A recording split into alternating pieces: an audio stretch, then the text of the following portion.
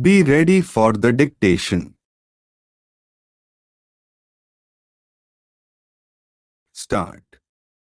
The appellant to assails his conviction and sentence under sections 302, 325 and 323 IPC to life imprisonment and lesser punishments.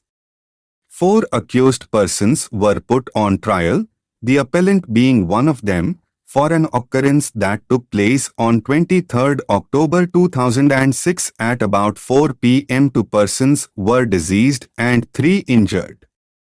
Accused number 3 and accused number 4, who are not before us, have also been convicted under section 302.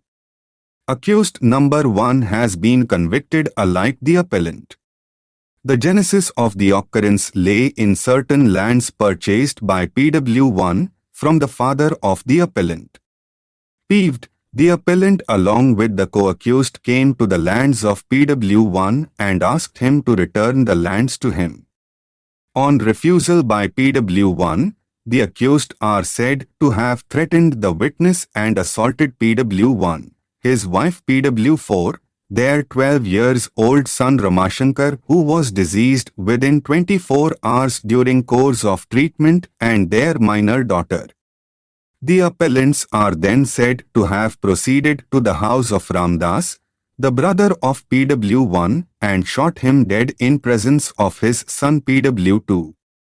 Learned counsel for the appellant submits that he was possessed of a lathi only. 2 of the co-accused, a 3 and a 4, were armed with a country-made pistol and an axe respectively. Death of the 2 persons is ascribed to injuries caused by axe and firearm respectively and not by lathi. The 3rd accused was also possessed of a lathi. The allegation of assault with lathis is omnibus. It cannot be said with certainty that the appellant also assaulted. The appellant did not share any common intention with the other accused and has been implicated at the behest of the village sarpanch. His defense of alibi has not been considered properly. All 3 witnesses being related, false implication is evident because none of the independent witnesses have been examined. The defense of the appellant under section 313 CR.P.C. has not been properly considered. Learned additional Advocate General appearing for the state submitted that common intention is apparent from the fact that the 4 accused came armed together on the lands of PW1. Having failed in their threats to him for return of the lands, all of them assaulted PW1, PW4, their daughter and minor son. The accused then went together to the house of the second deceased Ramdas and assaulted him also. The appellant was well aware of the co-accused carrying a country-made pistol and axe. The recovery of a blood-stained lathi and clothes of the appellant pursuant to his confession conclusively establish common intention. We have considered the submissions on behalf of the parties and perused the evidence on record. The appellant was unhappy that his father had sold lands to PW1 and wanted them back. The 4 accused came to the lands of PW1 and threatened him to return the lands. On his refusal to do so, a 3 and a 4 first assaulted him with an axe. A 1 and the appellant assaulted him with lathis.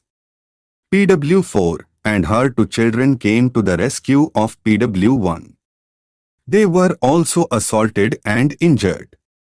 A 3 and a 4 assaulted Ramashankar on the head with the blunt edge and sharp edge of an axe respectively. The appellant and a 1 also assaulted him with lathis. He died 24 hours later during the course of the treatment at the hospital. The accused persons then together went to the house of the second deceased, Ramdas, the brother of PW1. Accused number 3 shot him dead while accused number 4 assaulted him with the sharp edge of an axe. The appellant and a one assaulted him with lathis. PW2 was an eyewitness to the assault.